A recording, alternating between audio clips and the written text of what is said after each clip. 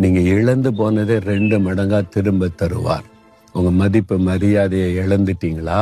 சரீர சுகத்தை இழந்து வியாதியில கஷ்டப்படுறீங்களா? இருந்த செல்வங்கள் எல்லாம் இழந்து கடன் பிரச்சனையில கஷ்டப்படுறீங்களா? ஆண்டவர் சொல்றாரு, இழந்து போனதை 2 மடங்காய் உங்களுக்கு தருவேன்னு வாக்கு கொடுக்கிறார். நீங்க விசுவாசிப்பீங்கன்னா கட்டாயம் அந்த ஆசீர்வாதம் உங்களுக்கு உண்டாகும். என்றைக்கு? அவர் சொல்றாரு, இன்றைக்கே. அப்ப இன்றையிலிருந்து அந்த ஆசீர்வாதம் ஆரம்பிச்சிடும். 2 மடங்கு ஆசீர்வாதம். விசுவாசிக்கிறீங்களா?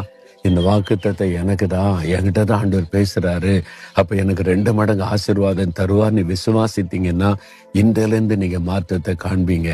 அதுக்காக ஜெபிக்கலாமா? கண்களை மூடி ஒரு நிமிஷம் ஆண்டவரை பாருங்க.